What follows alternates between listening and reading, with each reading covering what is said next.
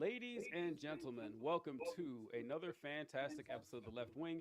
I am TJ Whitehead, power is taken, not given, joined as always by the one who is predicted to bring balance to the force, the chosen one, John Cooper Paz of Counterpoint Politics. How are you doing today, my friend?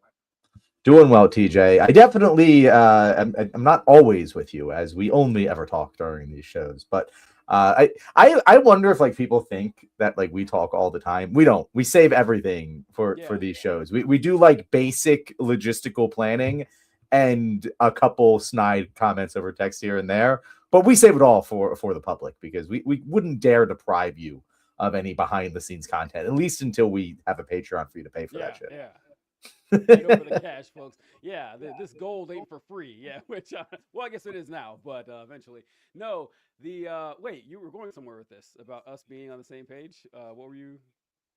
Oh no, I was just going off your intro, TJ. There Oh, was no point to be made there. okay, all As you right. can tell, we're already gearing up for a rip roaring, well planned show. Oh God, yeah. So I don't know. We were just talking backstage about how it's difficult to come up with something that justifies being talked about, at least for me. That, hey, I saw that I everything I see is like goofy shit. I saw RFK mentioning that a keto diet could cure schizophrenia, and I don't know if you saw that, John, but I was gonna bring it up. I had the clip ready. I said, man, why?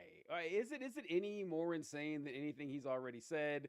I guarantee he'll say something crazier within a week or two. It's I always kind of dismissed the idea that the Trump administration is trying to just shower you with bullshit so you can't keep track of what's going on. I don't know. I'm buying into that now. I'm really buying into it. I was talking to my dad right before we started the show, and he mentioned that Donald Trump was suing the IRS for $10 billion. I didn't even hear about that. That was 3 or 4 days ago. That news story came out. I didn't even know. So yeah, it's hard to keep track.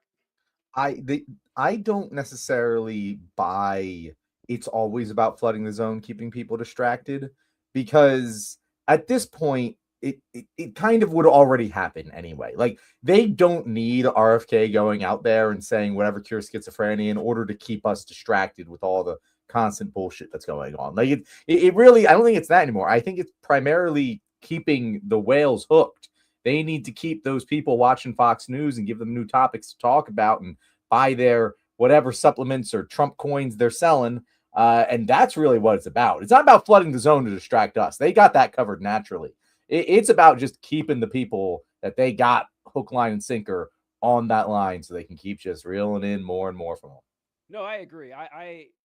The a real my favorite dumb guy point or observation is when someone says, this news story of X, Y, and Z, they're just putting that out there to distract you from what's going on. I always thought that was insane because one, um, the stuff that they are distracting us from supposedly is stuff that is talked about on the news. It's stuff that Uh-huh. everyone, yeah, it's never anything earth shattering or surprising.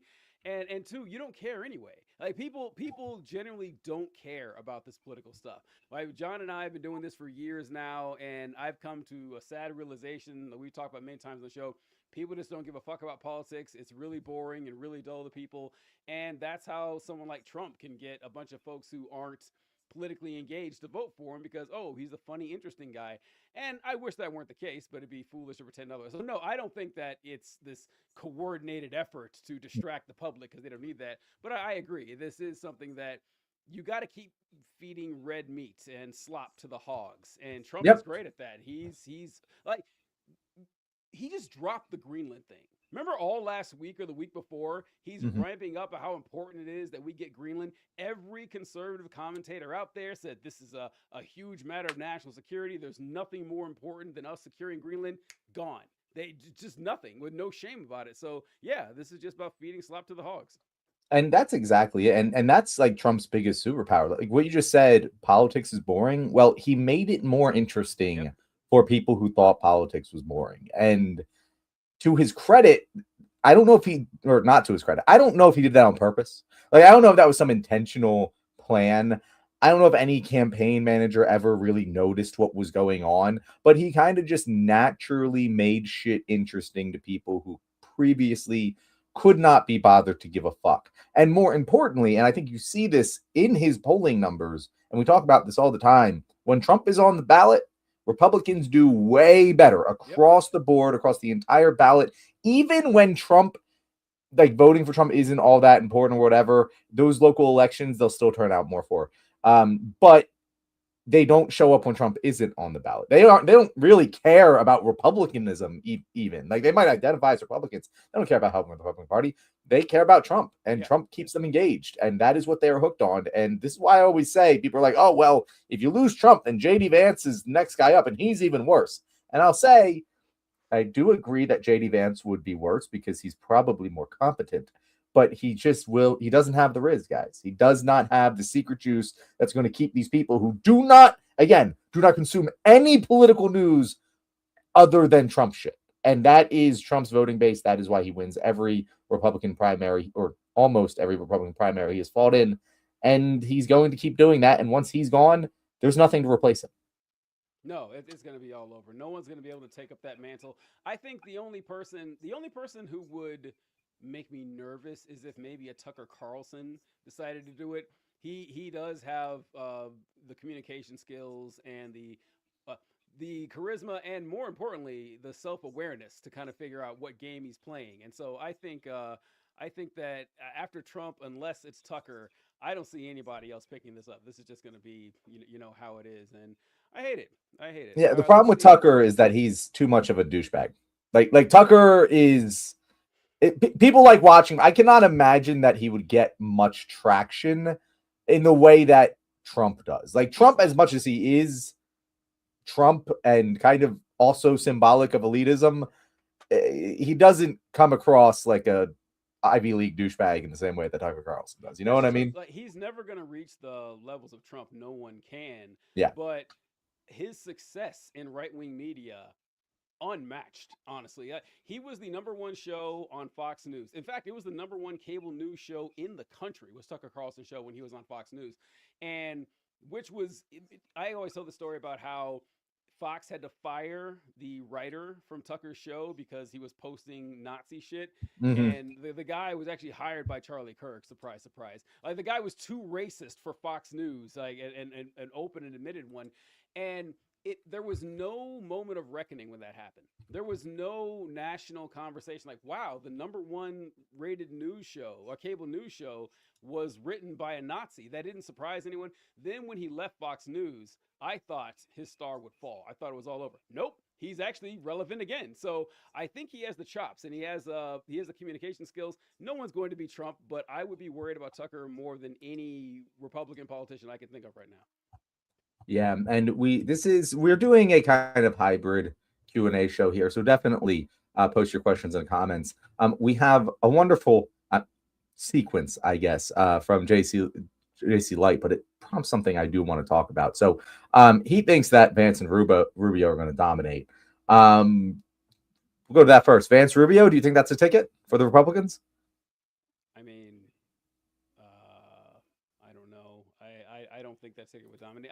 Who knows though? I don't Yeah, know. that's Yeah, tough. who fucking knows? It is kind of insane to pick who's going to run for president 3 years from now. The world could be radically different in 6 months. So it's hard to Especially when know. Donald Trump is still saying that he wants to run. Like, Yeah, yeah. So who knows? Like, I would be very surprised if JD Vance picked up any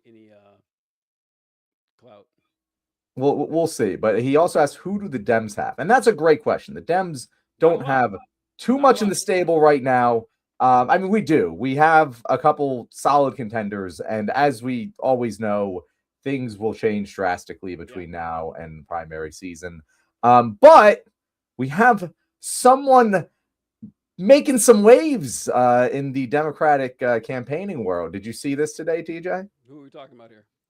We are talking about a surprise announcement that happened today from one Kamala Harris. Uh, Oh, did you see anything about this? no, I haven't seen this. No. Isn't I'm that hearing this for just the first time. I'm hearing this for the first isn't that time. just indicative of how pathetic Kamala's campaign is? That you did not even notice this today, but last night her what was it called? Kamala HQ, I think it was Kamala called, HQ, the yeah. the Twitter and Threads account, and kind of like that social media rapid response Yeah. account that is now very popular among politicians. Um, she had one. It was called Kamala HQ, and I want to be clear. This was the last post from her campaign platform, 11/5/24. This account has been silent ever since she lost the election. And then last night they posted this. Hey guys, laugh out loud as teasing a surprise. And the surprise is that they're starting this social media account again. Oh, It is, and they have posted one, two, three, four, five, 6 times on their first day.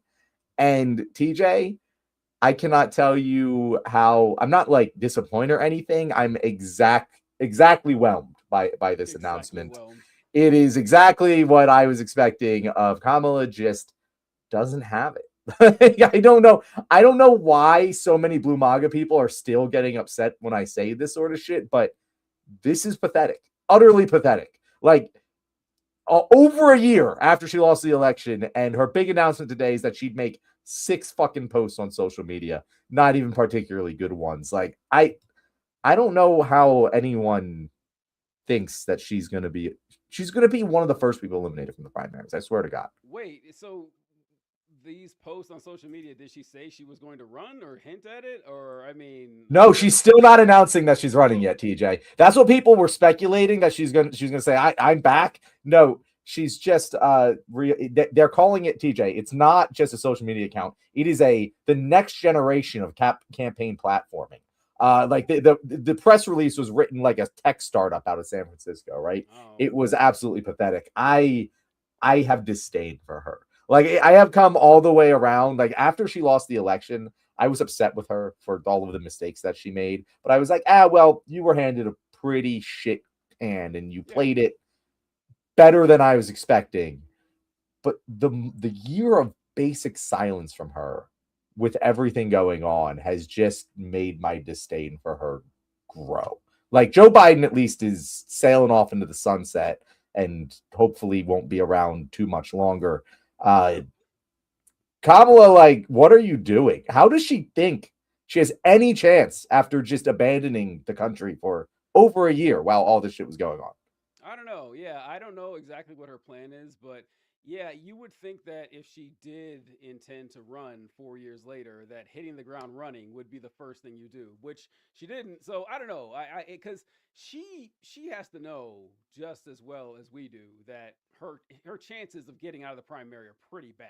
I years ago I got so much heat, John. This is before I even knew you, but I made a video saying that I thought Kamala Harris was shockingly bad at politics. I couldn't believe how inept. And I mean inept is the wrong word. I mean she is a successful politician. She was an attorney general in the biggest state in the union. She was like the ninth black senator in U.S. history. I can't say she's a shitty politician, but when it came for the big stage, when she was VP and she was kind of supposed to be coalescing support around her. I didn't see now that could have been on Biden, like the VP pretty much to do what the Mm-hmm. president tells you. But I never thought she had it, like I said, Mm-hmm. and or like you said. But when she was picked for the nomination essentially, and she had to continue or where Biden left off, that is a shit hand. That'd be difficult for anyone.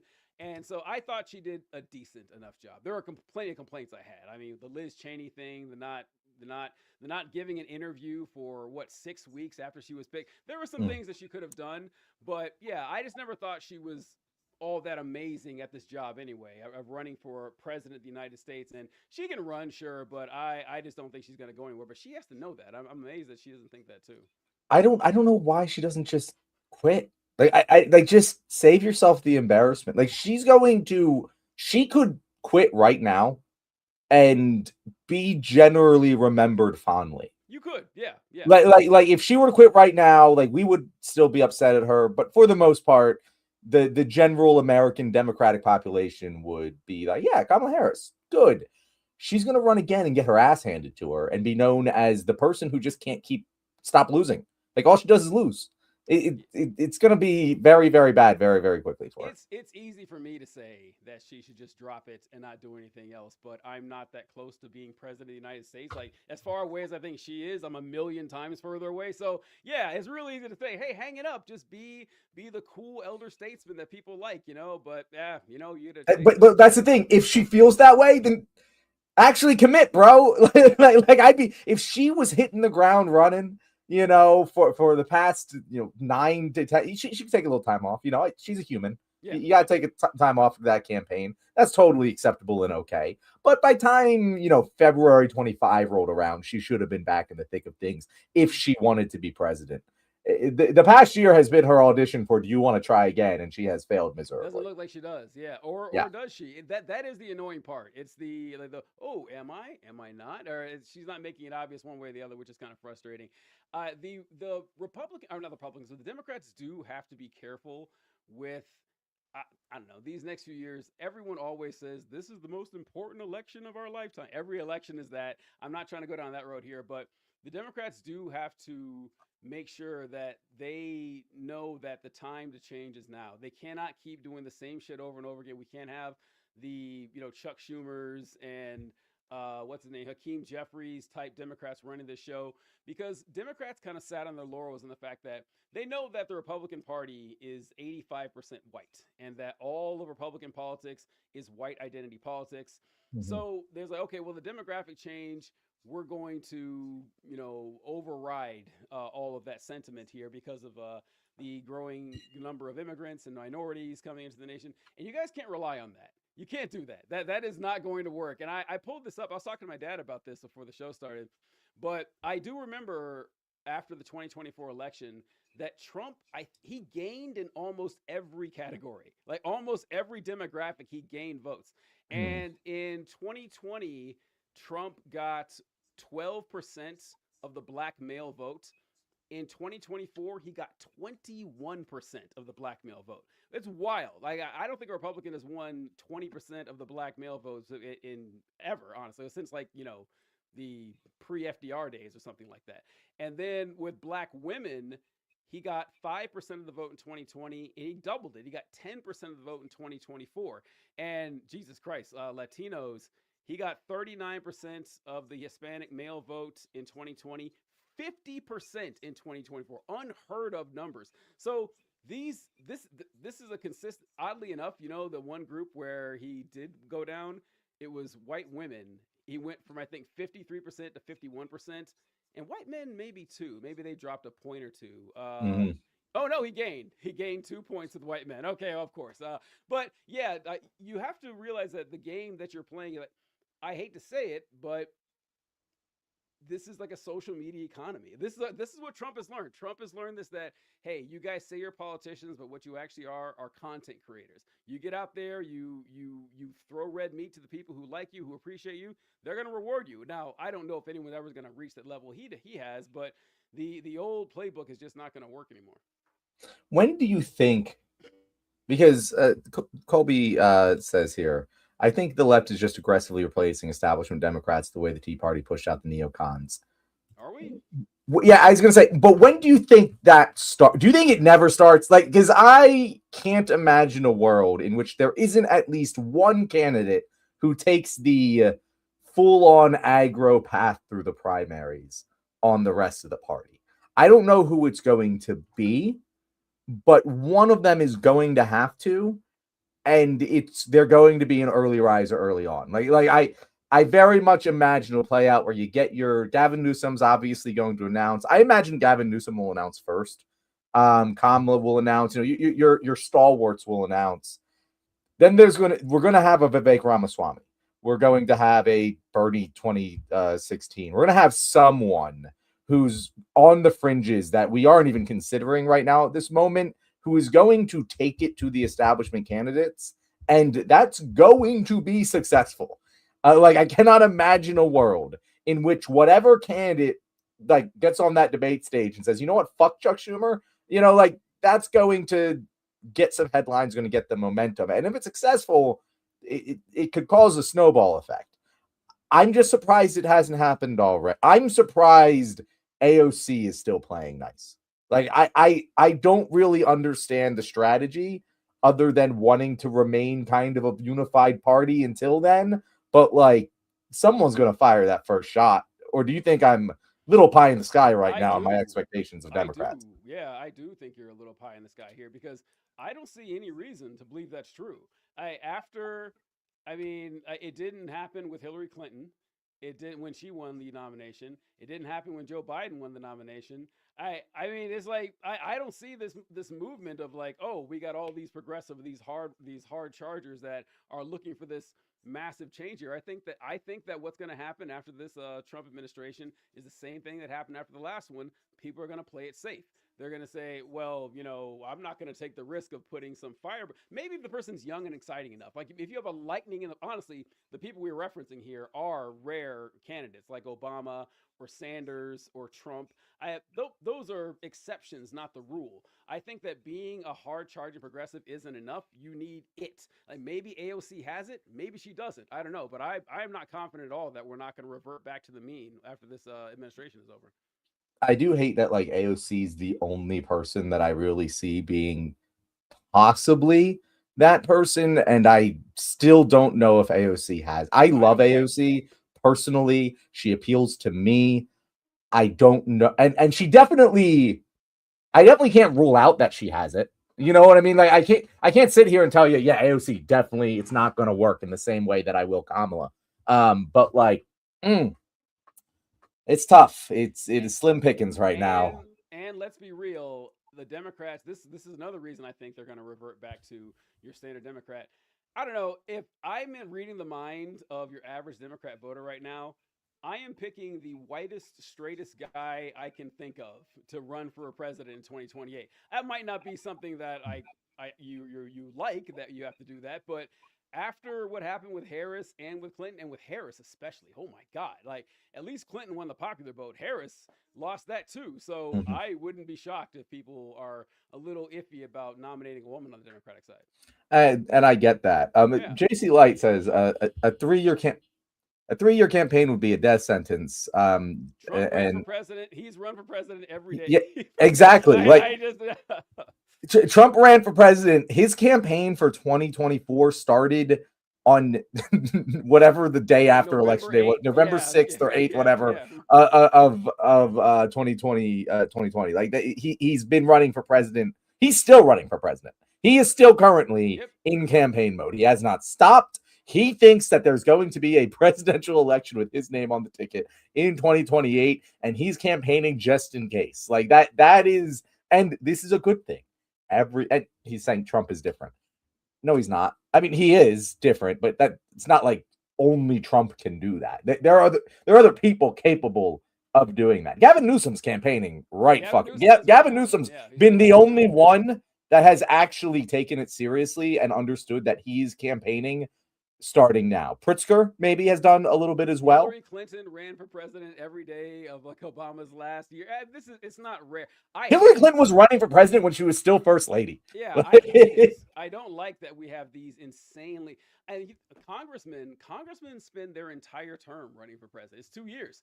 You got to get on it right away. So yeah, I don't think that there's any. I see no reason to think that a 3-year presidential campaign would hurt somebody. Yeah. You putting yourself out in the public and getting exposure, as long as you do it competently, I don't see any reason to think that it'll make you less popular. And like I know people don't announce, but why?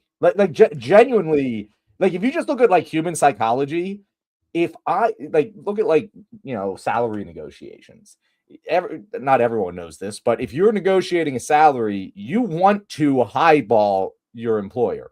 You want to anchor the price at the highest possible reasonable number because the first number that is mentioned, all negotiations get anchored to that afterwards. Now, that could fade away, but that's general human psychology. The first person to announce, then each news cycle after the next person announces is talking about the first person again. It's just, I don't understand why anyone doesn't take advantage of this uh, They they don't do it. immediately. Just capture it. Just let everyone know you're running right now so that they're thinking about it until then.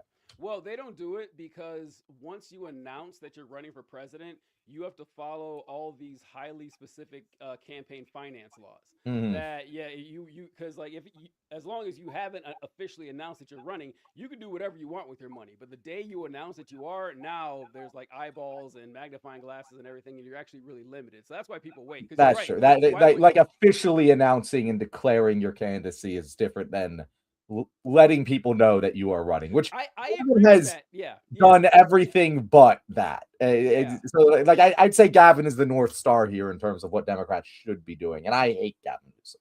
Yeah, this is yeah, and I kind of agree with that too. Because when they ask them, "Do you plan on running for president?" You could just say, "Yes, I plan on running." That's not an official campaign announcement, but they don't say that either. I actually don't know why. I don't have a good reason on that because that's hell. I want people. Everyone already knows, right? And Yeah, even if you say yes and you back out, what are they going to do? Fire you out of a cannon? Who cares? But I don't know. It's just kind of weird. Okay. I wanted to Colby commented something here where he said, I thought you guys said you didn't have any guests for today. Don Lemon is clearly right above you, John. That's great, Colby. Thank you. Thank you. Thank you for that. I appreciate this. And let's see, what else? I thought I saw another one here. Oh, huge ass. So he commented that the 1978 Star Wars Holiday Special is the worst Star Wars movie. So I didn't put it in the thumbnail or whatever, but we're only covering the episodes 1 through 9, like the mainline Star Wars movies. And the only reason I didn't think about the holiday special one, that one completely slipped my mind. I didn't add Rogue One or Solo because I never saw Solo. I can't tell you if it's a good movie or not. And it felt weird to add Rogue One and not Solo. So I said, okay, I'm just not going to add either. I was going to keep, but I hadn't thought about the holidays. Have you seen Solo, John? I saw Solo in theaters when it came out. I haven't been motivated to see it since, but I do think it got overly hated. Like, it's not a bad movie. It is a fun Hollywood blockbuster. There's far worse in the Star Wars canon than Solo. It definitely gets overhated, but it's also not great. Like, you're fine not watching it. If you never watch it, you're not going to miss anything.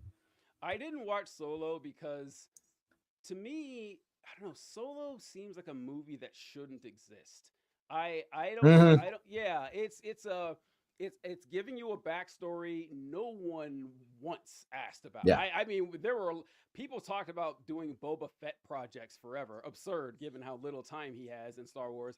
But I never heard anybody say, yeah, we need to do a backstory movie about Han Solo. I mean, Han Solo, they shoehorned everyone they could into the prequel movies. Never bothered to do it with Han Solo. It's a good reason. Like nobody cares. Like I don't need to see a 10-year-old Han Solo running around and shit. So yeah, I just never bothered watching it. I did like Rogue One, but I think most people did. Well, what did you think of Yeah. that? Since we're on the subject. Rogue One is probably the best Star Wars movie in my opinion. Like, if you just take it for what it is, you're like, what is the best made film out of all of these? It's Rogue One.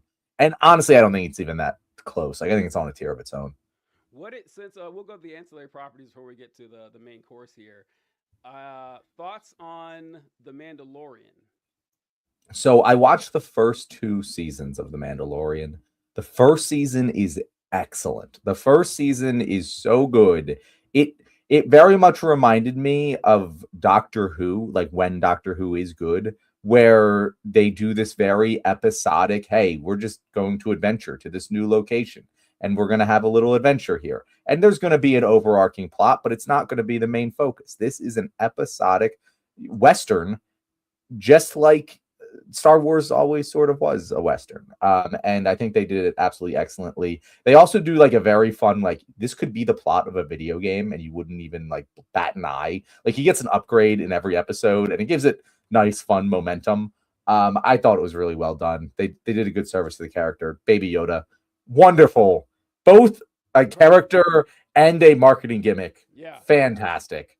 Really, I could not have asked for more from the Mandalorian, and then they tried to do more, and I don't think really accomplished everything that they should have, and I kind of fell off. But yeah, so I can't really speak to any season after two. I I think there's only three, right? I think there's only Oh, is three there seasons. three? Well, there's three, and then there's the other one, like the Book of Fett, which Boba is Fett, not the yeah. same thing. But I have fallen off of Star Wars, TJ. I'll jump back in when there's good stuff. But it's been slim pickings around here. So you're a harsher grader than I am. The I loved Mandalorian season 1 and 2. I liked both of those seasons. I think the show should have ended at season 2. I remember after watching the last episode when Luke Skywalker appears and he takes Baby Yoda for himself to train and everything, and you have the sweet moment of Mandalorian and Baby Yoda being separated. I thought that's a good button ending right there to this little minor story and Star. It felt like Star Wars. This is I'll get into this with the prequels. That my problem with the prequels is they didn't feel like Star Wars to me, not from the Star Wars that I had known. And the Mandalorian felt like, oh, this is exactly what I like, the feeling of a space western slash Mhm. samurai movie. And but season three, John, you did yourself a favor not watching season three. Season three is dog shit, man. It is just hot fucking garbage. So good on you there. And last one, did you watch the Obi-Wan show? No, TJ, I did not bother. If you any, this is just a rule of thumb of mine. If you are de-aging an established actor and it's a not like a little cameo or whatever, but a Yeah. main character I have to watch every fucking episode or whatever, I'm just not watching it. Like it would have to be, I'd have to hear that it is so like on Breaking Bad level for me to even consider watching a show that does that because I just can't. It gives me the ick, TJ. It gives me the ick. I hate it. I do not want to do it. Before you answer, I just want to give a shout out to What's Good English. Uh, we should have him back on the show. We have Yeah. not spoken with What's Good English in a while, but he agrees Mandalorian fell off. And He he just also says commented on Andor is the Instagram. best That's Star funny. Wars franchise. Andor. I never watched Andor. I have to I know. We watch gotta watch. Andor. We just gotta I've been watch Andor. Like I I have to don't know watch why we Andor. don't. Well, Like oh, go ahead. I tried. I did try, and then I fell off of it. And I really struggled to get back on the show once I fall off. Because it is a slow start to that show. Okay, yeah, I watched the Obi-Wan show against my better judgment. I said, okay, well, we'll see what this is here. And I agree 100% with the de-aging thing. I don't get people's fascination with this. In fact, in The Mandalorian, they had Luke Skywalker reappear. And I remember people were doing a lot of fan casting. They wanted Sebastian Stan, the guy who played the Winter Mhm. Soldier, to play Luke Skywalker because he looks just like a young Yeah. Mark Hamill. And instead, they they had they had a young guy who kind of looked like a young Mark Hamill already to do the acting like with the body and everything, and then they CGI'd a young Mark Hamill's face on there. Said that's stupid. That's really dumb. You already have a guy who kind of looks like Mark Hamill and doesn't look like a weird, uncanny valley situation. So, Mhm. and another one where I hated that was The Irishman. The Irishman? Did you I watch also that? couldn't get through The Irishman. I yeah, Yeah. the Irishman. I watched it in like three different sittings because it wasn't a good movie. It just wasn't entertaining. But watching Robert De Niro, who was in his 70s at the time, Mhm. playing a 21-year-old character, and they tried to de-age 50 years off his face. And he didn't look 20. He looked 50, and he moved like he was 70. He didn't move like a 20-year-old. So I fucking hated that. But yeah, I watched the Obi-Wan show, and my beef with the Obi-Wan show is that it actually makes Obi-Wan Kenobi look like the greatest supervillain in the galaxy because already he beats Darth Vader and leaves in a burn instead of killing him, instead of just killing Mhm. him right there when you could. But then in the Obi-Wan show, he beats him again and then just leaves him. He's like, okay, the Obi-Wan is like the cause of untold deaths right now because he likes his buddy Anakin and doesn't have the ball. You've killed thousands of people, Obi-Wan Kenobi. You can't bring yourself to kill it. I don't know. I hated that. Fool me once. Yeah, exactly. So after that, Fool man don't get fooled again. yeah. That's So after that, I was done with Star Wars. That was like, okay, I'm done. I can't do this Well, anymore. it's actually funny, TJ. Like, so this will be very apparent over when we're talking about the films. But Star Wars is a franchise that I like everything about Star Wars that isn't the films. Like the overall world building of Star Wars is magical. It is so good. I love a ton of content that isn't the actual Star Wars canon films. I actually think they're not all that good. They're way overblown. But the world they built is incredible. And I actually love all of the philosophy that goes into like the Jedi. Like is what you just described. Obi-Wan is the fucking liberal moderate, bro. Like that is what he is. The Jedi Order is very much a criticism of liberal moderates. It's like they don't do the actions that are required to actually maintain peace to the galaxy, but they are also comfortable like butchering thousands of people on a whim. It is very interesting if you look at Star Wars through the lens of the Jedis are not the good guys, the world becomes a lot more interesting. And the Sith, I kind of dig the Sith. Like if you look at the Sith and their philosophy, I'm all down for it. I really like their philosophy way better than the Jedi's, and it's a lot of fun. But they don't get into that shit in the films, and it's very upsetting. Uh, I agree with you about the Jedi that if you go into the Star Wars canon watching that, the Jedi are amoral at best, like amoral actors at best, and maybe kind of bad guys too. Like, oh, them kidnapping children makes a lot of sense now. Yeah, this is kind of par for the course with these guys. I do have to say though, I am not a fan of the Sith. The Sith Yeah, is one of my biggest complaints in Star Wars. First off, I remember when the prequels were about to come out. I heard a lot of people talking because they read all the nerd shit, the expanded lore, the books, and everything with Star Wars, and they kept talking about the Sith, and I said, "What the fuck is that? What is?" Because the word Sith never appeared in the original Star Wars movies. It just doesn't happen. But I'm just supposed to know this that the Sith are the bad guys. Okay, whatever. And I can't I stand did not realize that, TJ. I, I John. I did not know until just now. And now that I'm thinking about it, I'm like, wow, you're right. That is a prequel thing. But I Yeah, never actually realized that. it bugged the shit out of me. It's like Sith because they said it like I was supposed to know it. Whenever they did interviews and stuff, they thought, well, these are the rules of the Sith. I'm like, the rules of the who? The what? Yeah, I don't know. I didn't bury my nose in the Star Wars books, but uh, the one thing about the Sith that bugs me, well, one of many things, the fucking rule of two, John. The rule of two that says there can only be two Sith at once, a master and apprentice, right? And the whole point is that the master is supposed to train up the apprentice, knowing full well that the apprentice will one day turn on him and kill him. And if the apprentice can beat him, he deserves to because he's the strongest one, and that's what the Sith are fighting for. And so there can only be two at a time because more would be chaos. That's absurd. That is stupid. That is them writing themselves into a corner they did not need to write themselves into. No one forced them to go with the stupid rule of two. And then it got really annoying to me when I saw that. I learned this in the Obi-Wan show that there's actually this cadre of force sensitive former Jedi's who work for the Sith who have lightsabers and use the force, but they're not actually Sith.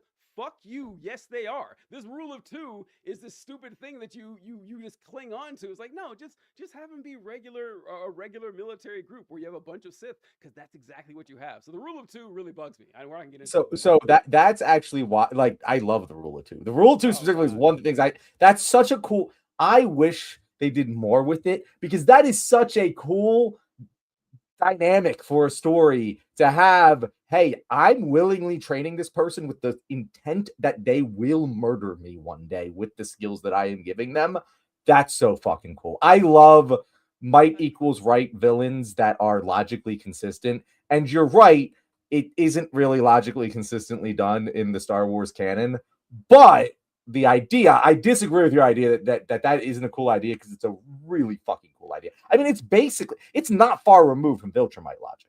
Like, Viltrumite logic is not two, but there's not many of them because it would be chaos if there was. Like, it no, kind of does work that way no, John. logically. It's the same thing. Okay, by logically, do you mean wildly inefficient? Is that what you mean, guy? So there's 10,000 Jedi, right? There's 10,000 of them all over the galaxy. Two of us, I think we can take them. That's Well, no, there's not ridiculous. only two Sith Lords at any given time. It's just a pairing of two. That's what the rule is, right? There can only be two Sith. That's my understanding. No. Because I mean, look at like just look at the prequels. You have Sidious, you have Mole, you have Count Dooku.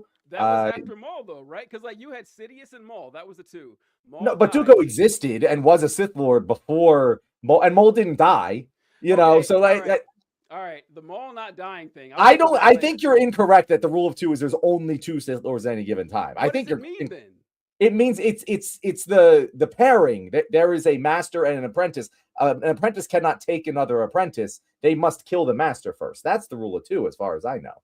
All right, Again, okay. it's been a little while since I got deep into Star Wars That lore, but sounds even dumber then. That sounds even dumber. That if there's unlimited number of Siths, but one of them, the strongest one, is going to train the second strongest one, and instead of just rising up through the ranks. Like there are evil military groups that don't count on one guy killing the other. I don't know. It's just I think it's stupid. I think it's kind of dumb. And but since you said that there's more than one Sith, that I'm kind of makes sorry that the Magic Space Wizard story is a little stupid and dumb for you, TJ. You know it's a no, it is. children's story, right? You know what? No, that's bullshit. And you of all people know this. You of all people know this. That like if you start talking about inconsistencies like in a comic book or something, and say like Superman in what Superman 2 or 3 or whatever, he pushes the planet backwards and reverses the spin of the Earth to turn back time, and it's like that's ridiculous. Like why would the Earth spinning in the opposite direction make it yesterday? And someone could say, "Oh, sorry that the magic spaceman who can fly because the yellow sun is in the story." No, no, stories can have fantastic elements as long as they are logically consistent within the confounds of the story. You know this, John. I don't know why I'm telling you this. I was just rage baiting you, TJ. Yeah, that's insanity. But okay, all right. So want to get to the list here. Any other ancillary Star Wars thoughts before we continue? No, let's get right into it. All right. So I want to be ranking the first or the main 9 Star Wars movies we got right here. So let's go. All right. So I've got these broken up into 5 different categories here. Can you read these? Is that big enough? Star Wars. Okay, here we go. Yes, I All right, can. Yes, there we go. All right. So the first category, this is like my goal here is to assign what we would do to the directors of these movies. All right, like this. By the way, I want everyone to know I asked TJ specifically what is the tier list about, and he said, "Don't worry about it." So this is all news to me.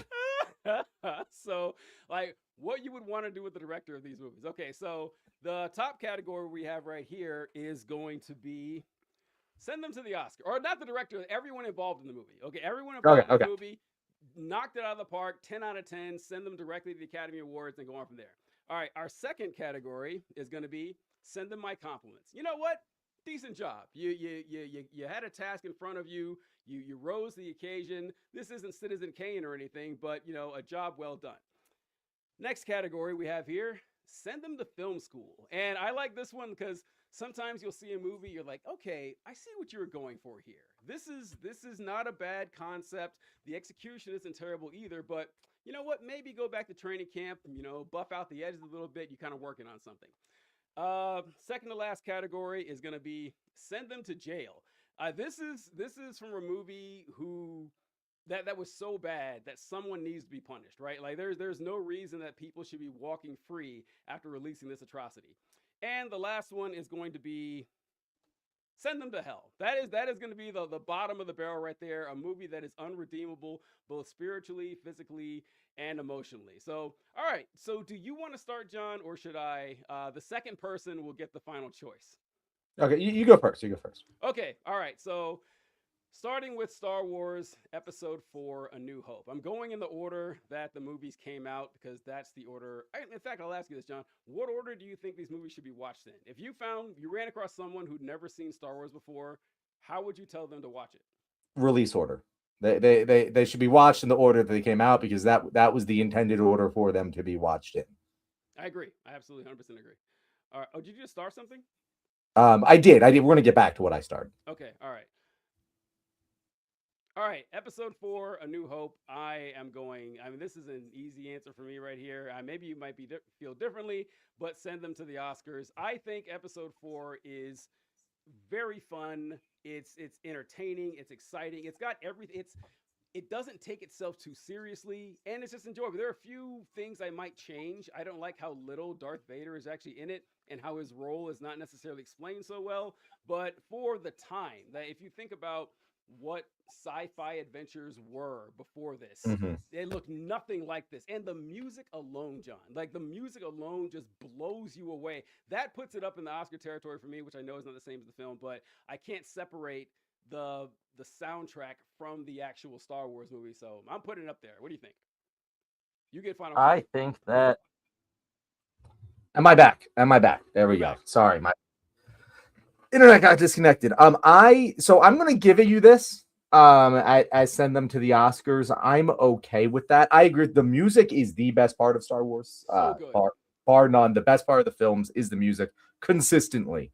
Um, I I wouldn't put it in the top tier just because the next film is a tier above in my mind, and so I can't put Star Wars: A New Hope in the absolute top tier.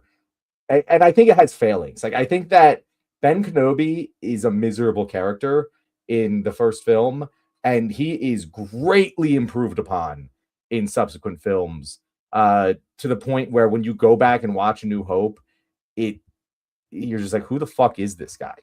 He's unrecognizable as the Obi-Wan Kenobi that we know.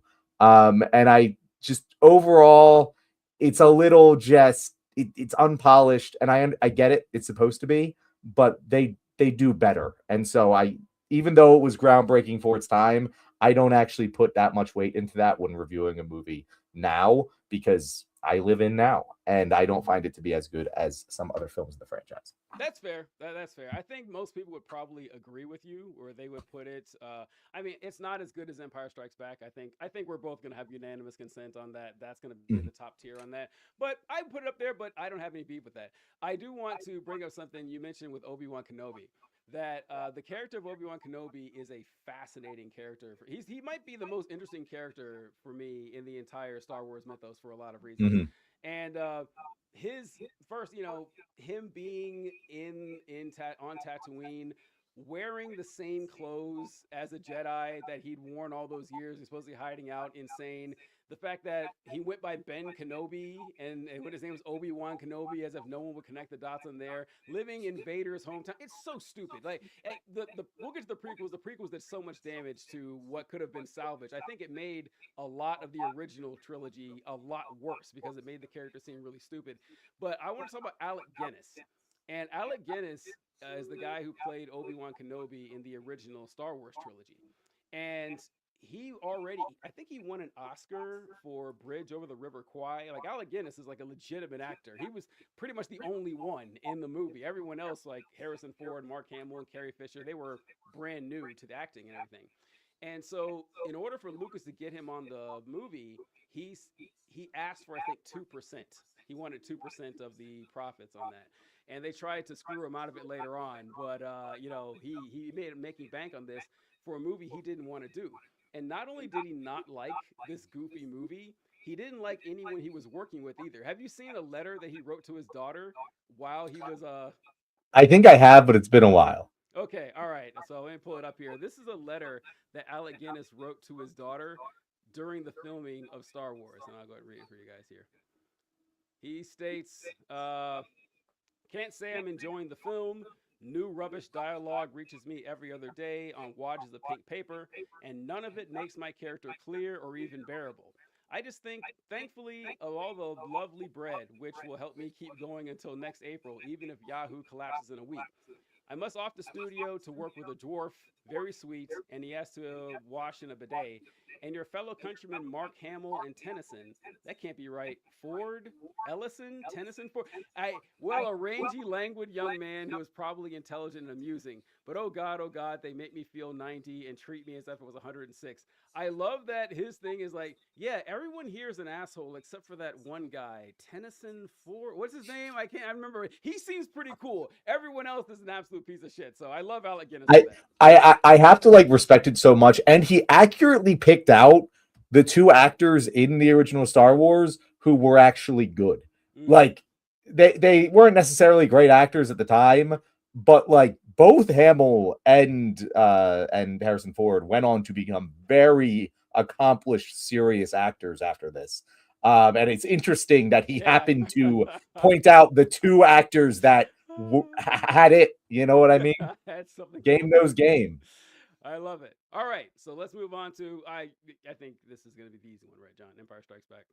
Empire Strikes Back. It's the best Star Wars film. It is everything that is Star Wars. It increased the Vader. It didn't the Imperial March, wasn't that Yep, that was debuted Empire Strikes Back. Yep. in Empire Strike Back? Yeah, I mean probably the second best song of the series in my opinion, and that is very stiff competition. The whole plot is fantastic.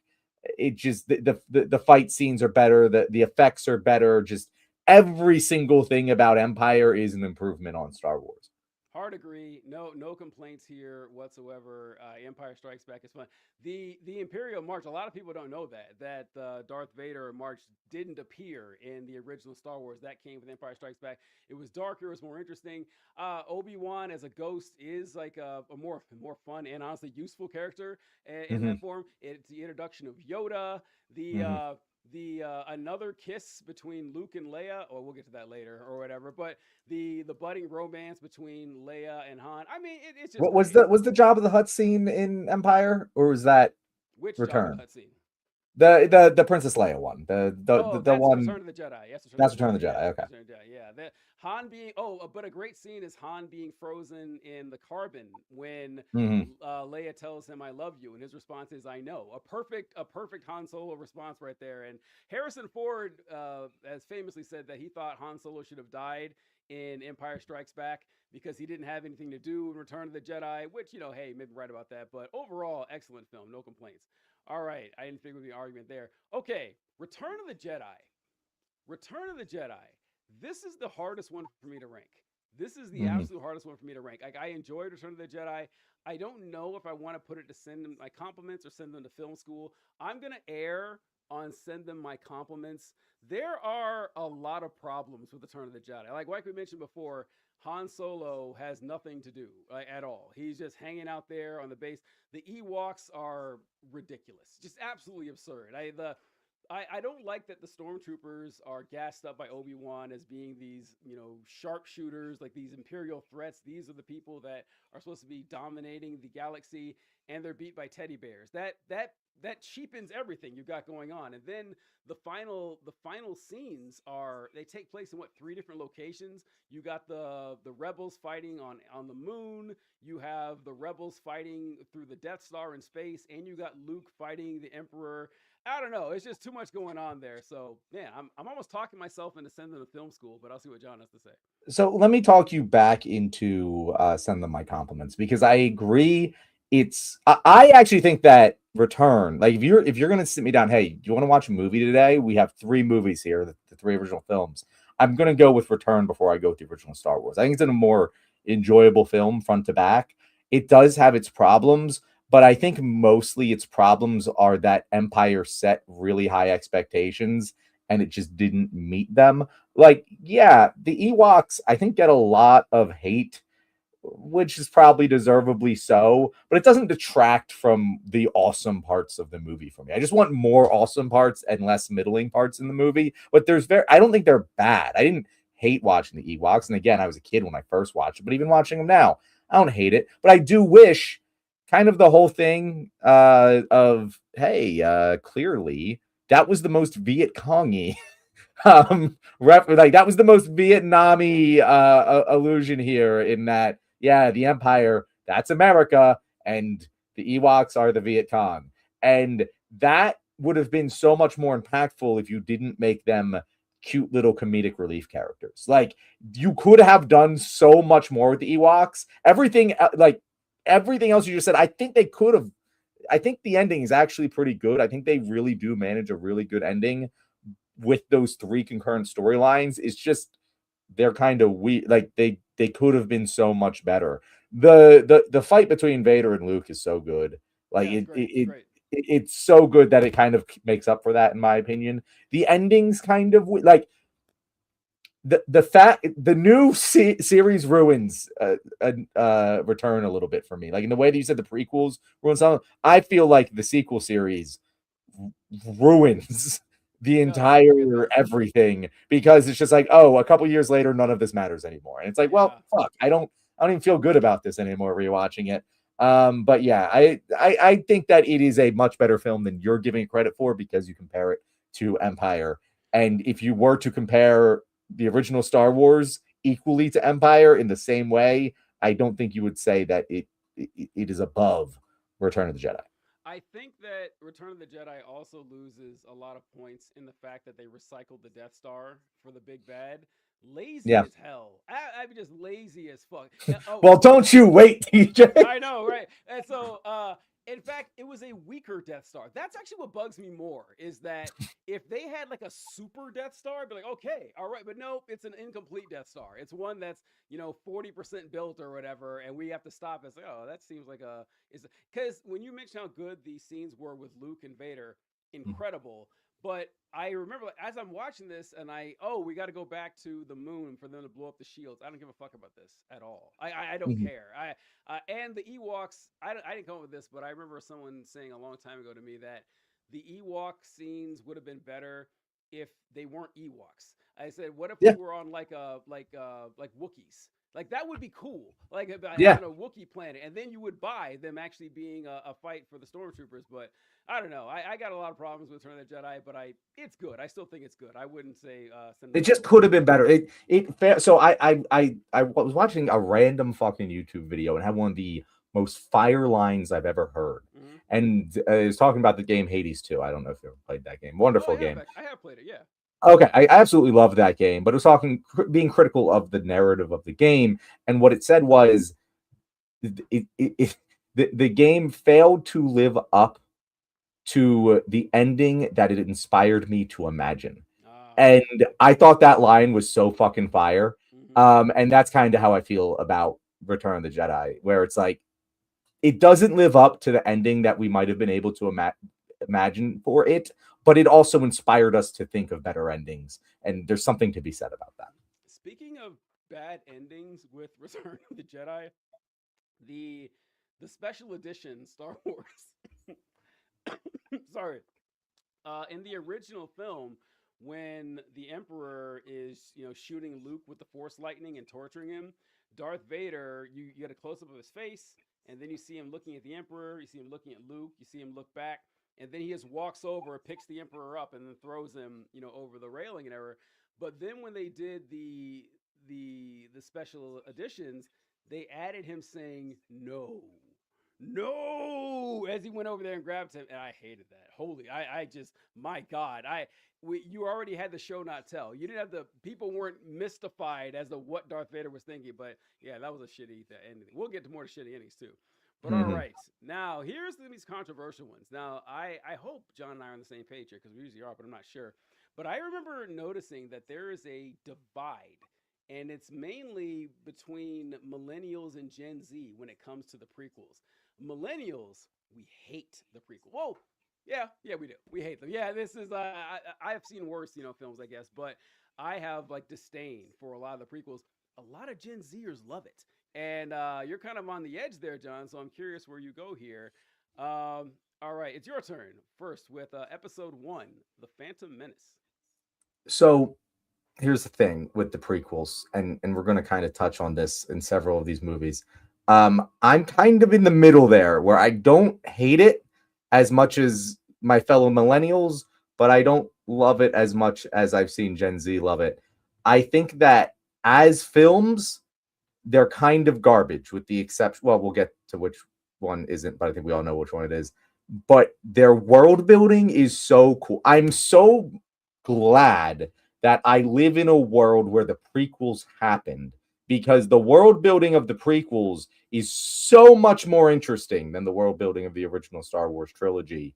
It's just that the execution of an actual cohesive film, I wish George Lucas hadn't directed them, because it just doesn't work. It does not work. They're terribly paced, and the recycling, by far, Phantom Menace is the worst. And I would say send them to hell because of how bad the Anakin thing is. Padme falling in love with Anakin when he's a fucking child is so fucking creepy and weird. However, I would put them and send them to jail instead of send them to hell. And it's only for one reason. And that is that Duel of the Fates is one of the greatest songs ever written for a movie.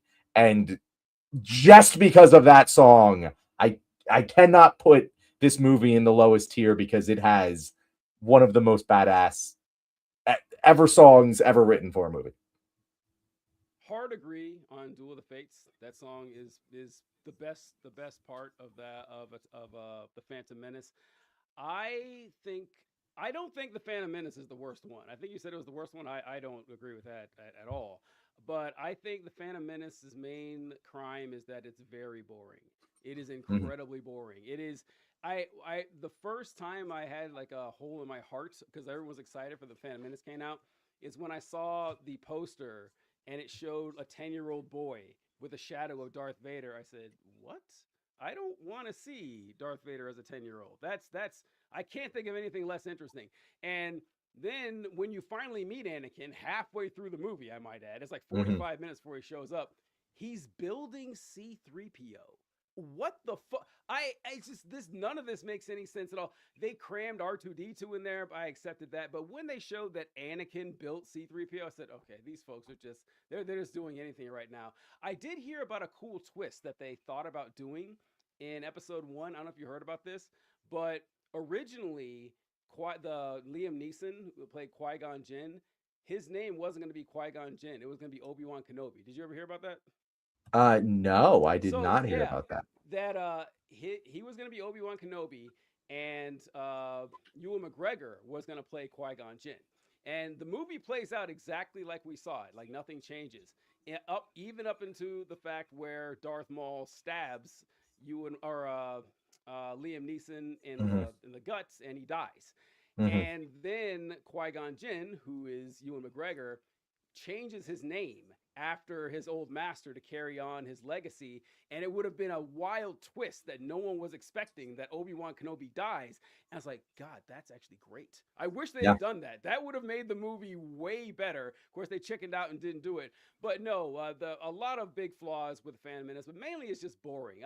The Obi-Wan Kenobi, I hate the fact that he's what 25 or whatever in this movie and he acts exactly the same as he does when he's 70. That's ridiculous. Like nobody is the same person for 50 years like that. So yeah, I wouldn't put it on the bottom rung, but I agree that send them to jail is where I put him. All right, yeah. Attack of the Clones. John, you are going to So have to do. Oh, go ahead. yeah, so Attack of the Clones is a movie which, for whatever reason, I remember really enjoying when I saw it in theaters as a kid. And I got nothing else to say because I haven't seen it since, and I John, don't want to put myself through it again. John. I have this nice little warm feeling with Attack of the Clones. I like the clones. I will put this out there too. I fucking love the whatever the faction's called. I'm forgetting what it is off the top of my head, but the droids. Like the droids are all awesome. I love me some fucking droids. I know the super battle droids were the third one, I'm pretty sure, but like those were the shit. The droidicas were awesome. I loved all of it. Now, am I going to sit here and tell you that Attack of the Clones is actually a good movie? No, because I purposely not watched it to ruin my enjoyment of it as a child. But if you want to put it in go to hell, go ahead, because everything I've ever seen from it as an adult is very, very bad. John, I believe that Star Wars Episode 2, Attack of the Clones, is the worst film ever created. I have said this hundreds of times over the years. This is a movie that was just, I mean, I, the whole, the whole thing is about the bonding and the growing relationship between Obi-Wan and Anakin, and we get none of that. We get like Mhm. 5 minutes in the beginning of them talking about their adventures that we don't get to see, and then they spend the rest of the movie apart from each other. And what is the plot of Attack of the Clones? I challenge anyone to tell me, like, what is the plot of Attack of the Clones? You got nothing. You got I nothing. remember there was a really rainy planet. Pretty You got cool. Like, nothing. I don't know what happens in Attack the Clones. Yeah. TJ. Well, you have Django. Django's cool. Here's the closest you can get to a plot for Attack of the Clones. Anakin and Padme fall in love. That is the closest you can get to some sort of plot, and that's a terrible, boring ass story that doesn't make any sense. Mhm. And okay, this a lot of this goes back to my thoughts when I first watched Star Wars and like what I brought in my mind and how they fucked it up. Oh, I didn't even mention with the biggest sin of Episode 1, The Phantom Menace, is that when I saw the ads come out, you saw Darth Maul. I said, "Oh, that's a cool looking character. He looks really interesting. He's going to be a great new Darth Vader." Nope, killed him. Killed him the first fucking movie. And I always say this, people's like, "Well, you know, TJ, he didn't die." Yeah, he did. Yeah, he did. In Okay, that movie, he died, and in he that died for the movie, he rest of the died. series. Yeah, He gets resurrected out of canon and then remade into canon because that was so popular. That was not their decision. Like that was no. not the original intent. When you watch that movie, he was dead. And when you watch the Yes, rest of the movies, he was dead. You cannot judge him being alive still based on things that happened way after those movies were made. agree. Hard agree. Like they did it after the fact when they realized how dumb of a fucking mistake this was. And I shouldn't have to do homework to find out this character's alive, right? If it doesn't happen like in the main series, to me, yeah, he died in the script and he was supposed to be dead. So yeah, I think that's kind of ridiculous. But with Attack of the Clones, all right. When I first watched the episode 4, and Leia is talking to Obi-Wan through the hologram, whatever, she says, General Kenobi, you're our only hope. Years ago, you served my father in the Clone Wars. And that's it. That's the only mention of the Clone Wars in the original Star Wars trilogy. Now, they don't tell you what the Clone Wars are. They don't mention anything about it. It's up to your imagination, like what the Clone Wars is. Now, as a kid, when I saw it, I thought of it as the Jedi were fighting these evil clones, like these monsters. That's the thought I had because that's all I had to go off of. Then the movie comes out, Attack of the Clones, and I was like, ah, fucking nailed it. Knew it. No, no, the clones are actually on our side. I can't forgive that naming convention. I challenge anyone, a king's ransom to anyone who can point to another example of a movie, book, television series, anything called Attack of the Something when the something are not the obvious bad guys. You can't find it. You will never be able to find it because that's not how naming conventions work. And then when I watched the movie, I was like, wait, we we have the clones? Attack of the Clones? Like the movie is titled from the enemy's perspective?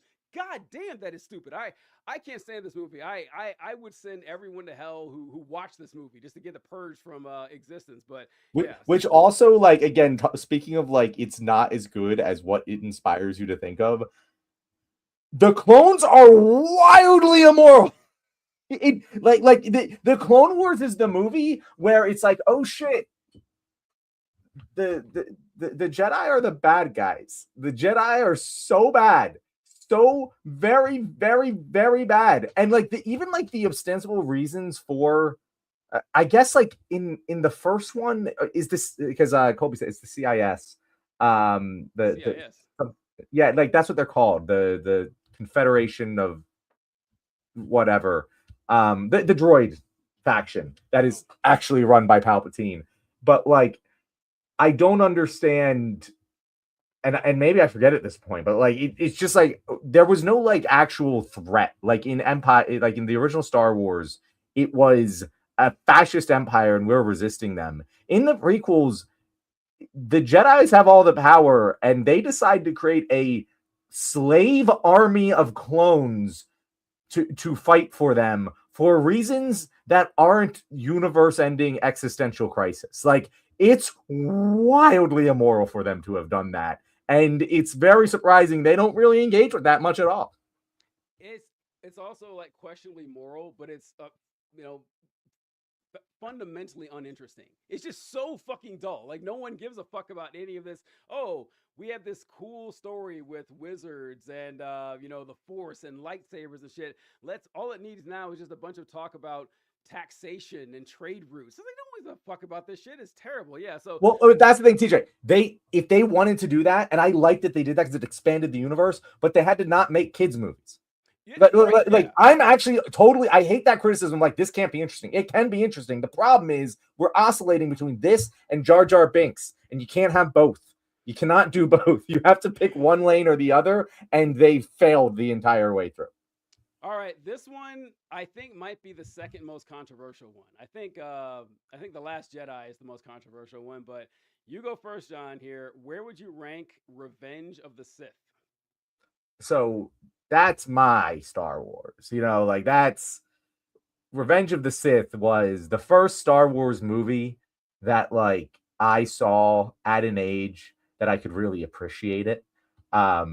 Because I watched the original trilogy when I was fucking 3. Like that's just, you watch that with your dad before you can even understand what's going on. You just like the cool sounds and visuals and the fighting and stuff. I remember specifically my dad was like, "Did you like Star Wars?" And I was like, "I liked when they were fighting. I didn't really Yeah, get what was yeah. going on in between." So I can't really judge my experience with those. Revenge of the Sith was the first one. I don't know. It's probably 10, 12, perfect fucking age. And I absolutely loved it. And I know it has flaws. I know that the Anakin Padme thing is really fucking stupid. Hayden Christensen is annoying in it. But I really like it. I think it's the best film of the prequel series by a large margin. And I would be upset if you want to place in anything lower than Send Them to Film School. I would put it in Send Them My Compliments. All right, so John has them and send them my compliments. John, I I'm sorry, man. I will say where I agree with you. I agree that it is the best prequel film by a country mile. The other two don't touch it, and it's the best because I think the concept of the prequels is kind of flawed in that. I remember as a kid, like before the prequels ever came out, you would hear the cast or George Lucas talk about the fact that, yeah, I would like to do episodes 1, 2, and 3 sometime, talking about Anakin Skywalker's past, and that I knew that Obi Wan Kenobi had like threw him into a volcano, and that's why he was scarred up. Like I knew this before the movies ever came out, and the problem is that's a one movie story. That is a one movie story right there, where Anakin. Maybe two, like maybe Mm-hmm. two. It could be a two. It certainly is not three. Yeah. It's definitely not the way they did it. So the only redeeming part of episode 3 to me is the fact that you finally get the conflict or the fight between Mm-hmm. Anakin and Obi-Wan, what we've been waiting to see for like 25 years at this point. You finally get that. And listen, I'm glad that I got to see it, but I have a lot of problems with the fight. The fight is actually one of my biggest complaints. Is the best part, but one of my biggest complaints. The first one, the first one, John, why the hell does Anakin have a blue lightsaber during this fight? I cannot excuse this. That this is like a cinematic malpractice. That there's no reason that you couldn't have had him get his red lightsaber. He was Darth Vader at that point. Or first off, he was already a bad guy. Had been for a long Mm-hmm. time, if you ask me. But I got to see two blue lightsabers fighting. Just like aesthetically, it's not nearly as pleasing. And the fight, I hated. I hated that last fight. Really? Oh, I can't stand it. I don't like any of the lightsaber duels in episodes 1 through 3. I think they're all hot garbage because they have there's no humanity to these lightsaber fights. This is actually when I got into like an argument with someone years ago You're about about to get into another argument, John. TJ. No, John, listen. These fights are they are like it's like ballet basically. There's no sweat, there's no grunting, there's no threat of danger. You have like two men with infinite stamina. It's basically watching Dragon Ball Z. Like there's flying all over the place. It's not there's I don't get it. Like for example, like the fight between Luke and Vader in Revenge or Return of the Jedi.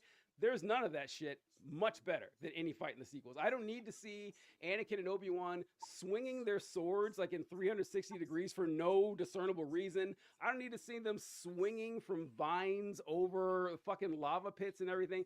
Insane. A much more grounded, more reasonable fight makes a lot more sense to me. And everyone say, well, look, these people are force matched at the top of their game. I don't give a shit. It's not an interesting fight to watch. This is highly structured and choreographed with no humanity, no pain, no threat of danger. And it's like, yeah, I don't buy it. Like, I don't buy that these guys are actually trying to kill each other. It looks like they're dancing. So yeah, I can't agree. Thank you. Okay. Colby says too choreographed. I agree. So, just to address the lightsaber thing, I never really thought about that before, but it is pretty a good point that, like, again, I know they've retconned how lightsabers work 18,000 times, so I don't even know what the current canon way that they work is, but you could have invented anything in that moment for why a Sith Lord lightsaber turns red, and like you could have had an awesome fucking scene where he does something and the lightsaber reacts and starts to bleed through between blue and red. Would have been really cool. I agree with that. You're wrong He about just gave him a red lightsaber. Like you don't even need it. He just like, here you go. Here's a new lightsaber. That could have happened. Oh, sorry. yeah. Go ahead. So I agree with you that with the I understand what you're saying with the fights. Here's my problem with what you're saying. To me, they're one of the best parts of the films because they spent so much time with the choreography and making the mechanics of the fight characterize each individual character. Like the way that Mace Windu fights is emblematic of his philosophy as a Jedi, and so is Obi-Wan's, and so is everyone's. They each have a very distinct fighting style, and it's cool to see that in action. It goes to the samurai movie. The most elite swordsmen in the world with superpowers are going at it with their own individual styles that are based in real sword, like fighting arts. I think it's really cool. I think it's one of the more interesting parts of the movie. Now, does it for a good movie make? That probably not true. You probably don't want to watch the absolute top tier of sword fighting. You want to see more of the realistic shit, the less choreographed shit. But for me, I really love the level of detail they went into with the fight choreography. I enjoyed that part. Again, I enjoy the world building of the prequels way more than they are of its actual films. So I like that part because what I like about the prequels is watching YouTube videos about them, not watching the actual films. So that is what I say about the sword fights, and you should do more studying up on them because it's very fucking interesting. No, listen, I don't care, John. It is not captivating. Like, it is not captivating to watch someone do a quadruple somersault and swing a sword around. When I know he's going to be fine. I so like there doesn't seem to be any weight. That's it. There's no weight to it. It's not like it doesn't look like two men fighting to me. And like Mm-hmm. all the in-universe explanations and shit. Oh, like for example, one of the more egregious parts of the movie is when Padme dies of a broken heart, and I just no inexcusable for like an eighth grade creative writing assignment. Mm-hmm. And I tell people that's really stupid. Like we see how advanced this technology is, and plus it's a terrible plot device. She dies of a broken heart, and people will defend it. They say, "Oh no, you don't understand, TJ. Padme died because." Her heart was broken, so she died. It's like, yeah, I get it. Like I know that's the explanation, but it's not captivating. It's not interesting, and I don't like the preachiness of the dialogue. Lucas is never great with the dialogue and everything, Mm-hmm. but when Obi-Wan says that the Chancellor Palpatine is evil, and his response is, "From my point of view, the Jedi are evil, clunky and terrible. No human beings talk that way." And the biggest eye roll, John. I would have left if there wasn't 10 minutes left in the movie when this happened. But when Obi-Wan literally says it's over, Anakin, I have the high ground, I almost threw something at the TV. I was like, I mean at the screen, okay, Obi-Wan has the high ground. He has to literally say it. And I just no, I look, I guess I should give my answer here. I'm gonna agree with you. I'm gonna put it at send them to film school. I'm fine with that. I can. Oh, where'd it go? Look. You put it up there. It's Oh, send them my send them my compliments. compliments. Okay, yeah, I'm gonna put it send them to film school because there's just too much that I can't forgive for this movie. But it is the best prequel movie by far. I was like, holy And shit. and one last note on that because Colby said it really well. He says episode 3 is where George really nailed the Shakespearean space opera he wanted, and I think that's true. Like I think of all of the movies, episode 3 was what the most what George Lucas originally envisioned with Star Wars. Like I think that is, and I agree with your point. It would have been better if that was just one movie. Colby, you said that she didn't die of a broken heart. The canon explanation is Anakin kind of stole her will to live in order to get enough strength to break out of his Vader suit. Okay, does the movie say this? Because, like you mentioned, the droid says she died of a broken heart. I would like to know if the movie ever says, oh, the reason that Padme died is that Anakin drained her life from her. I would be cool with that. They don't fucking say it, do they, Colby? They don't. Listen, you guys shouldn't have to mop up their mess, right? You don't. Mm-hmm. Fine. You like Star Wars. I like Colby. I'm sorry. There's like 1,000 better ways for her. It There's would so no, you know, many. TJ. Honestly, having Anakin kill the kids is also like one of my favorite scenes in all of Star Wars. Like just the darkness of that scene is so incredible, and he should have killed Padme too. There's no reason that he didn't kill Padme. There's no reason. He should have killed her. That is obviously what should have happened. There's no reason to let him have any sort of redemption here, or not like any space for redemption. He should have been as evil as human possible. He just butchered children. It would have been cool to see his emotion, and obviously you can't show that. So it would have been cool if you saw any like I don't know. There was better ways to kill her. Like you could have come up with 18 different ways to kill her that all would have been better of than she died with a broken heart, even with the duct taped explanations that have been made for it over the years. Yeah, Colby says, "Hey, I didn't write the comment that explained it." I'm saying you shouldn't have to reference it. The movie Yeah, doesn't. they Yeah, shouldn't need a comic to you explain. shouldn't, because like you should just assume that like 95% of the people who watch this movie, they're only gonna watch this movie and the Mhm. surrounding movies. And so yeah, like the movie, like the plot either is justified by its own statements or it's not. And what they give us is she died of a broken heart. It is not ridiculous to assume that's the movie explanation because that's the one they fucking gave us. And John, I could not agree with you more. I've said the same thing many times. I think having Anakin kill the kids, the only thing I would change about it is they don't say he killed the kids or he killed the children. They say Well, they younglings. can't. They can't. Like they Well, are making a. you're going down this road anyway, right? Like this guy is supposed to be a space wizard monster, like a galactic menace. He massacred a whole planet of people. It's not outside of his character to And slaughter that's some fine, kids. TJ. That's fine. You can't. You can only hint at him murdering the children. No, Like well, you just. no, I'm not saying they had to show it. I thought it was perfectly well done, but just say Mm. kids. You don't got the younglings. That bothers me. Oh, Also, okay. I agree. When he was choking Padme, that should have killed her. He should have snapped her neck and she should have died. And then they could have done, oh, you could actually point to the fact that this is like advanced technology. Oh, we were able to save the kids. It would also explain why he didn't think his kids were alive because he killed his wife. I don't. And another thing, at the end, Lucas did it again when Darth Vader wakes up and he asks the Emperor, is Padme okay? And then she responds, "It seems like in your rage you killed her." I don't know if you remember, John, but he starts, tremoring everything around him. The whole ship is shaking, and then he comes out like Frankenstein and yells, "No!" Also terrible. What Lucas's problem is, I remember thinking this like the next day. I said it'd have been so much better if they kept it the same, where he starts, wrecking everything in the room with his mind. But no, actually, no, take that away. He's like, "Is Padme okay?" It's like, "Well, it seems that in your rage you killed her." If he'd have just said, "Good," that would have been perfect. If he'd have said, "Good," because Yeah. then now he has totally turned evil, and they stole that Mhm. from us. But oh Yeah. god, oh no, I only have a few minutes left. All right, John, I'm sorry, I'm so sorry. I'm really amped up for this shit. Okay, Force Awakens. I think I go first here. Force Awakens. I'm probably in a minority here, but I have sent them my compliments. I I I agree. know I know that it's lazy that they used another Death Star, but like I said earlier, when I watched Force Awakens, I said, okay, the prequels did not feel like Star Wars to me. They felt Hmm. everything was more advanced than the previous Star Wars, and they tried explaining it that the Empire collapsed. No, it's just backwards. I don't like that. But the Force Awakens, they had like this plucky attitude with it. I was like, all right, I'm good. I'm surprised you agree. I think you'd say that. No, I agree. I think that it is kind of like episode 3 is George Lucas's like he finally nailed exactly what he wanted to go for.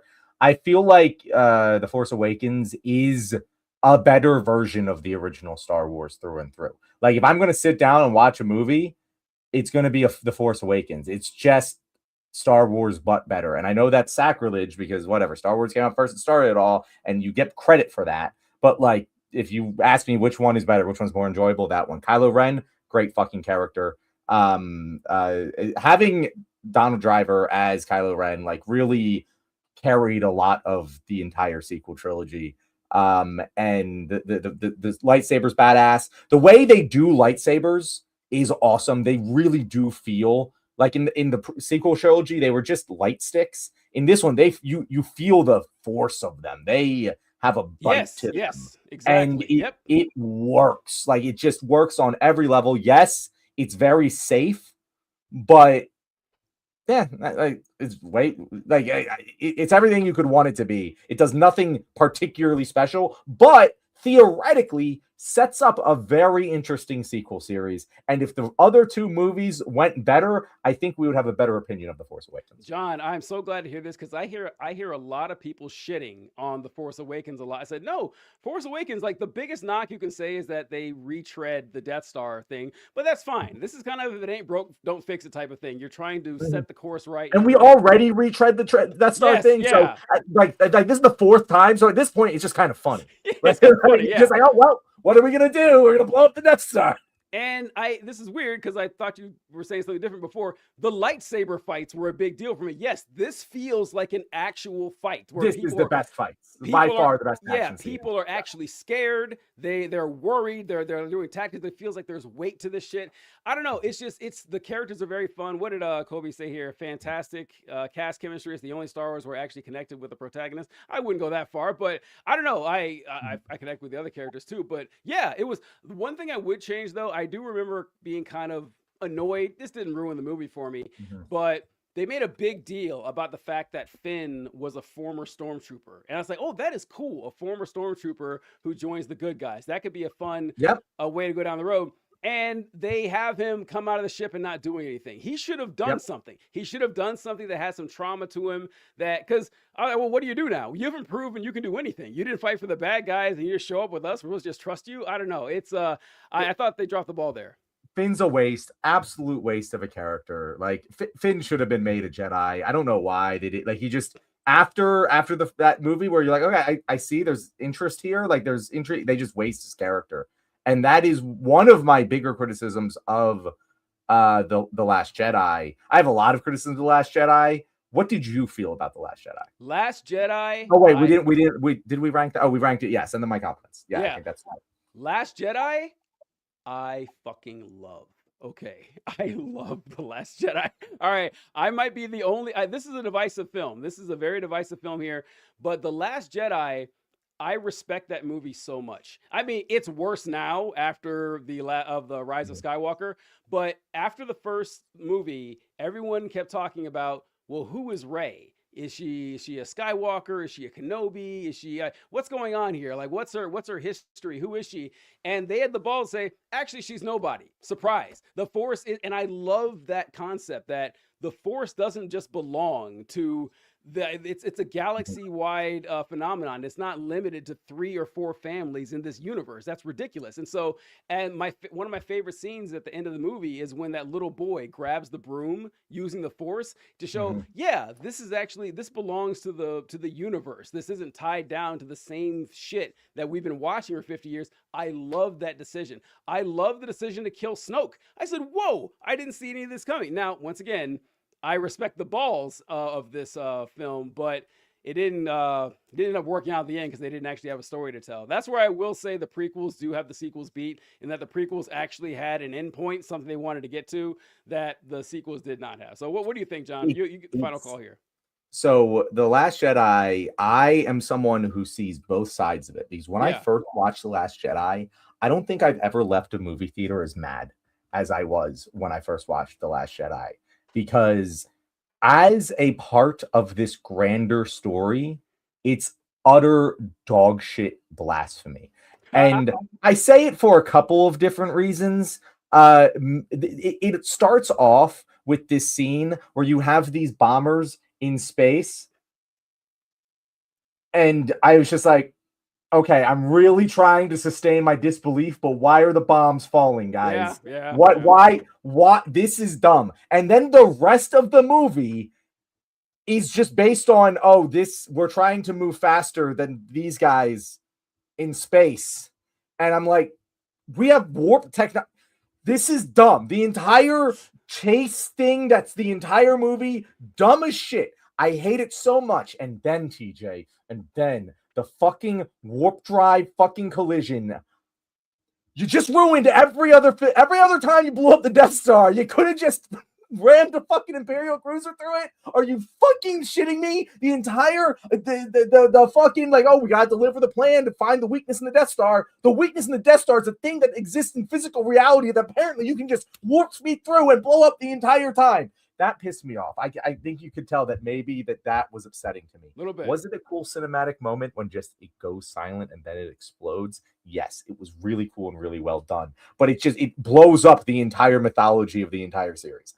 That being said, after I was done being pissed, really after I watched the third one and saw how absolute dog shit that was, I went back and watched The Last Jedi. And I will say, it's the best movie of the series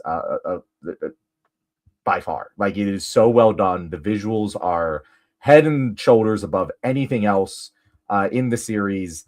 I was also pissed about Luke. I thought they could have done so much more in making him a gray Jedi and shit, and they didn't really go as far as I wanted them to with Luke. But seeing it back now, not having the expectations, they did a lot with him, way more than any of the other movies do with really any of the characters. So yeah, I would put it in send them my compliments. And if they didn't have that dumbass thing with the fucking warp engine, I would put it in send them the Oscars. So you already covered this, John, but my sole retort to the ramming the ship through the Star Cruiser at light speed and everything, that it's dumb and it doesn't make sense. It looks so fucking cool, John. I forgave ever said that is one of the best things I've ever seen. I seen that in the theater. It goes. I was Yep. like, whoa! Listen. I forgave all of that. All of that. If you make it look cool enough, I can Mhm. accept it. That was good enough for me. And here's the thing, TJ. I usually say that if didn't exist with all of this, if it wasn't like ruining all of this, I would have been like, rule of cool. I don't give a shit if it Rule doesn't of make cool. sense. But like it just crushed so much else in the storyline that, and also fucking what's her name, Jurassic Park girl.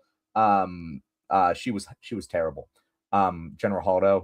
Oh, Uh, she was just dumb. I hate when yeah, a yeah, plot is required yeah. someone to just be dumb the entire time for, and then they try to redeem her with that of her being smart. People are like, oh, she was dumb the entire fucking time. This was also dumb. I hate this. I hate her. She's horrible. Benicio del Toro does a great job, but they also waste his fucking character. Yes, true, true. I agree that I remember thinking that too. I said, "Oh wow!" So she just the a great military commander just keeps all of her men in the dark. Apparently, is the lesson. He Yeah. was like, "No, that's the last thing you want to do. Mhm. Otherwise, you have revolts like this." The treatment of Luke Skywalker, that was that's kind of I don't know. I I wanted a different Luke Skywalker, but I was okay with the one I got, Yeah, except for a few key points. Except for I thought the last thing he did, where he projects himself to a different that's planet, really cool. incredible. Like the most impressive force feat that we've seen in the movies, honestly.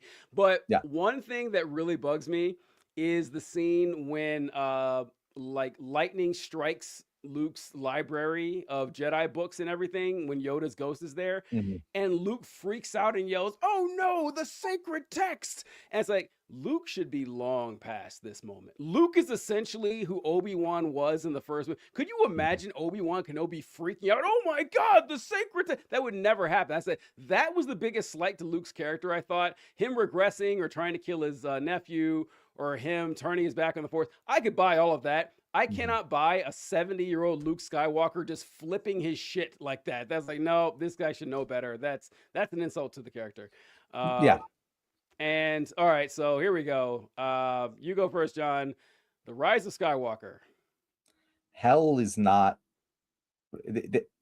worthy of a place to send them to. Like that is one of the worst movies I've ever seen in my entire life. Like it is so bad on every level. There are basically the only redeeming quality is that Kylo Ren is cool. Like Kylo Ren is pretty cool in the movie, but like other than that, the movies I wrote in my head were all way better than what this ends up being. In fact, I would say that how this series should have went is after the events of The Last Jedi, Kylo and Rey should have switched.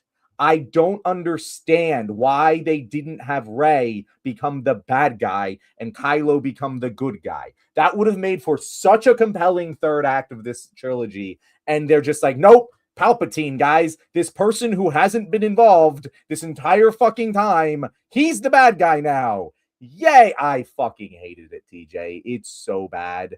There were so many better movies that could have been written. The fact that they didn't think ahead when handling the most lucrative IP in like cinema history, they're like, we'll figure it out as we go along.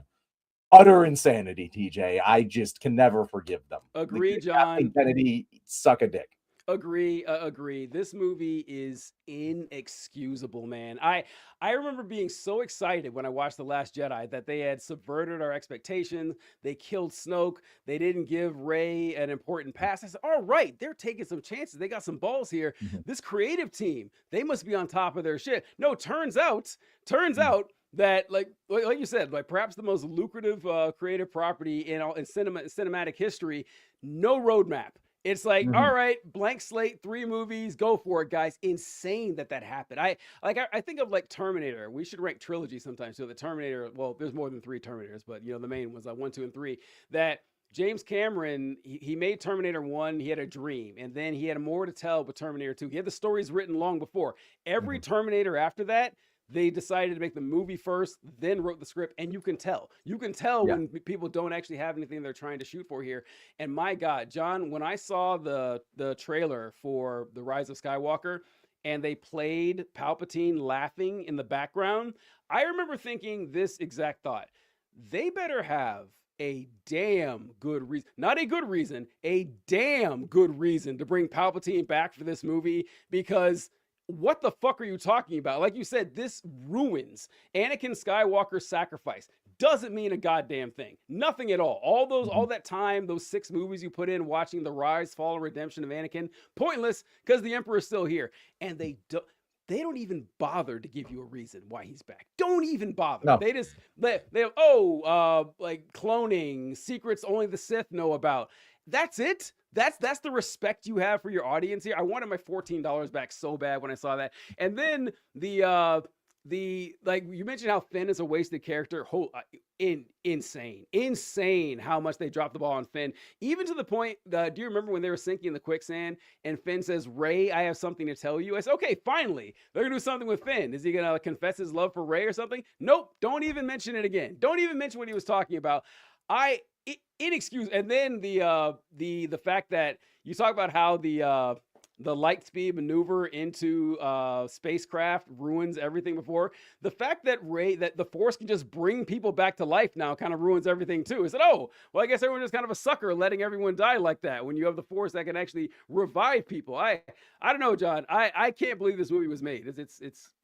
It's utter dog shit. There's not even a good movie in there to like No, want to nothing. be better. It's just boring from start to finish. Colby says the force battles were cool. Come on, I don't know I don't what he's agree. talking I don't know. about. Like what What do you mean with the force battle? The one cool part to me was the force telekinesis, like telepathic dream sequences between Ray and Kylo. those I thought happened the in The Last Jedi, though. That's oh, were already those from the some. Last Jedi? That Well, didn't happen at all. it might have happened in that movie in Rise Okay. of Skywalker, but we already seen it in Last Jedi. Yeah, I thought that was I from. remember it, like there was compelling scenes between Kylo Ren and Rey. That's it. That's the only part at time of the movie where I had any interest in what was going on. The rest of it was just utter dog shit, and it is a oh my god. Tree's top. Ray being Palpatine's grandchild was always a dope twist to me, even better than Vader being Luke's son. Tree's top. Tree stop. Well, I usually respect your opinion. I know, right? I'm surprised to hear an opinion so bad Everyone's because. allowed to be wrong occasionally. Ooh. That's a tough one Oh, because what is. but and here's the thing. Here's the thing, TJ. Even if I like were to agree with that, they didn't use it properly. Like that would have been cool if Ray actually became a bad guy. Like Ray should have been a bad guy. They should have done the opposite of the fucking Vader arc, and she should have turned into a bad guy at the end and unredeemed herself.